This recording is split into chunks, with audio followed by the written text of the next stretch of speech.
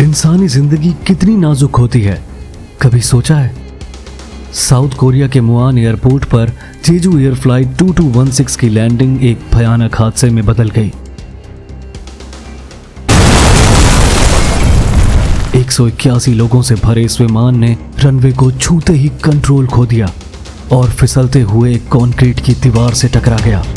179 जिंदगियों का अंत एक पल में आग की लपटों और मलबे के ढेर में बदल गया।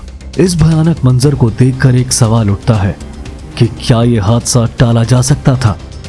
क्या ये सिर्फ एक तकनीकी खामी थी या गलत फैसलों की एक कड़ी? आइए इस हादसे की गहराई में उतरते हैं और जानते हैं वो सच्चाई जिसने पूरे एविएशन जगत को हिलाकर रख दिया है।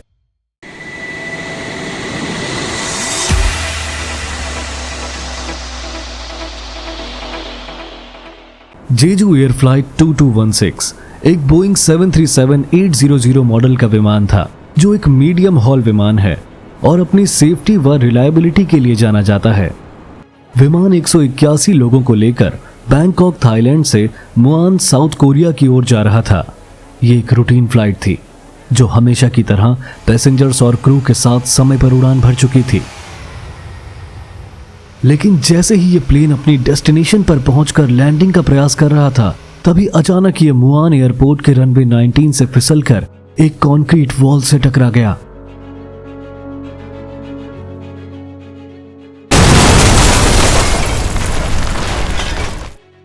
जिसमें 179 लोगों की जान चली गई, जबकि सिर्फ 2 लोग जो फ्लाइट अटेंडेंट्स थे इस भयानक मंजर में बच पाए। लेकिन जब आखिरी बार प्लेन का डेटा रिकॉर्ड किया गया था तो वो उस समय 500 फीट की ऊंचाई पर था और ग्राउंड स्पीड 150 नॉट्स की थी, जिससे साफ है कि विमान एक स्टेबल कॉन्फ़िगरेशन में था।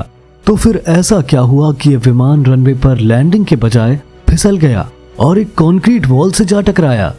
इस सवाल का जवाब ढूंढने के लिए हम हादसे की पहले की वीडियो पर एक नजर डालते हैं, जिससे कई चौंकाने वाले खुलासे हुए हैं। लास्ट डेटा ट्रैकिंग के अकॉर्डिंग प्लेन एक सीधा और स्टेडी अप्रोच कर रहा था और सही स्पीड में एयरपोर्ट की तरफ बढ़ रहा था। लेकिन हैरानी की बात यह है कि इस प्लेन को रनवे 1 पर लैंड करना था, लेकिन पायलट ने इसे रनवे 19 की तरफ मोड़ दिया।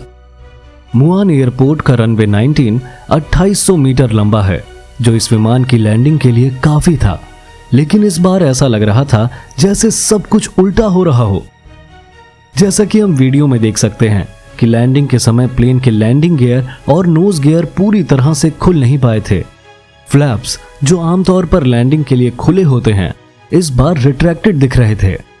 रनवे पर फिसलते हुए प्लेन ने अपना कंट्रोल पूरी तरह खो दिया और रनवे से बाहर निकलकर सीधे लोकलाइजर एंटीना और एक रीइंफोर्स्ड कंक्रीट वॉल से टकरा गया। ये दीवार इतनी मजबूत थी कि विमान के टुकड़े टुकड़े हो गए। लेकिन कैसे? असल में दीवार पर रीइंफोर्स्ड कंक्रीट के अलावा उसके ऊपर मिट्टी और दूसरी लेयर भी थी, जिसने इंपैक्ट को और घातक बना दिया।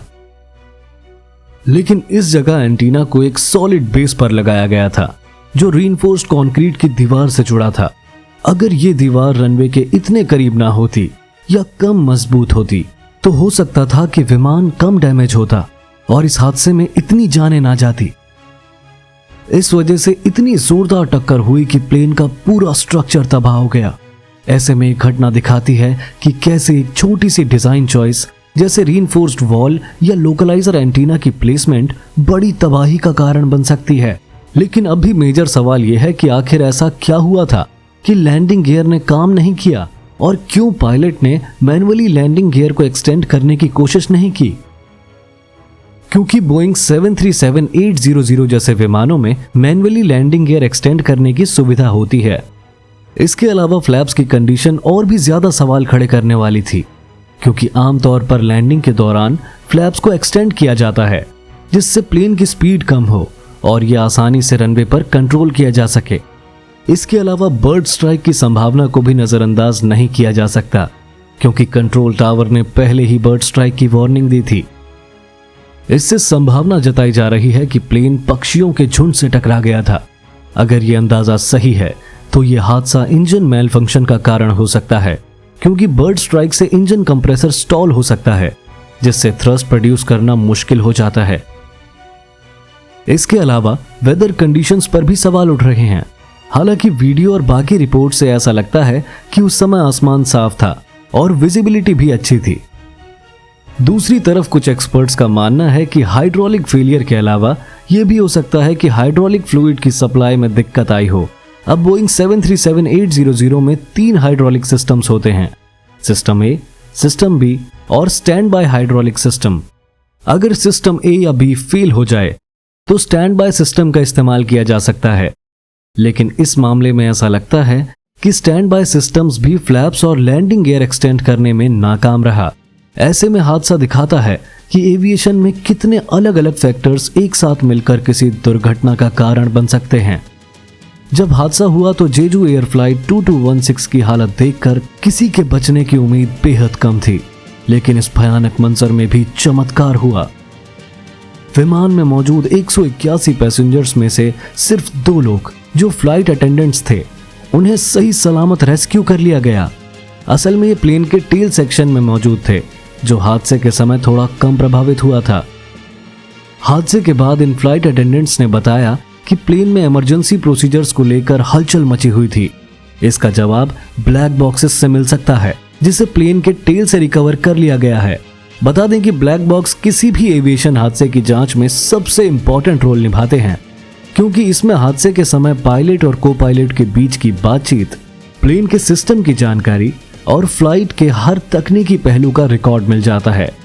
उम्मीद है कि इससे पता चल सकेगा कि हादसे से पहले पायलट ने क्या फैसले लिए और कौन कौन से सिस्टम्स ने काम करना बंद कर दिया था।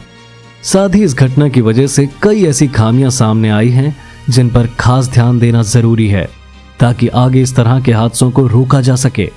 जैसे कि इवैक्यूएशन प्रोसेस को स्मूथ बनाने के लिए स्पेशल ट्रेनिंग देना, क्योंकि हादसे के बाद ये भी सामने आया कि इवैक्यूएशन प्रोसेस उतना स्मूथ नहीं था जितना होना चाहिए। ऐसे में अगर इस प्लान को बेहतर तरीके से एग्जीक्यूट किया जाता तो शायद और जानें बचाई जा सकती थी। मुआन एयरपोर्ट की यह दीवार शायद रेसिडेंशियल एरिया की सुरक्षा के लिए बनाई गई थी, जिसे रनवे से थोड़ा दूर रखा जा सकता था। एविएशन में हर छोटी से छोटी डिटेल मायने रखती है। जैसे हाइड्रोलिक सिस्टम्स की फेलियर को लेकर सवाल उठते हैं, क्या इन सिस्टम्स के बैकअप को और मजबूत किया जा सकता है? पायलट्स को मैनुअल लैंडिंग गियर एक्सटेंशन की और बेहतर ट्रेनिंग दी जा सकती है? और सबसे अहम, बर्ड स्ट्राइक जैसे रिस्क को कैसे मिनिमाइज किया जाए? इस हादसे ने एक बार फिर दिखा दिया कि एविएशन में सेफ्टी को कभी हल्के में नहीं लिया जा सकता, चाहे वो पायलट्स की ट्रेनिंग हो, प्लेन के सिस्टम्स हो या एयरपोर्ट इंफ्रास्ट्रक्चर। जेजू एयर फ्लाइट 2216 की यह घटना दिखाती है कि छोटी सी चूक या डिजाइन फ्लॉ कितनी बड़ी तबाही में बदल सकता है। 179 लोगों की जानें चली गई और उनके परिवारों की दुनिया हमेशा के लिए बदल गई। इससे साफ है कि टेक्नोलॉजी कितना भी एडवांस क्यों ना हो जाए, इंसानी फैसले और डिजाइन की क्वालिटी हमेशा मायने रखेगी। आपको क्या लगता है, इस हादसे का सबसे बड़ा कारण क्या हो सकता है? नीचे कमेंट्स में अपनी राय जरूर बताएं। और अगर यह वीडियो आपको इंफॉर्मेटिव लगी हो तो इसे लाइक और चैनल को सब्सक्राइब करना ना भूलें।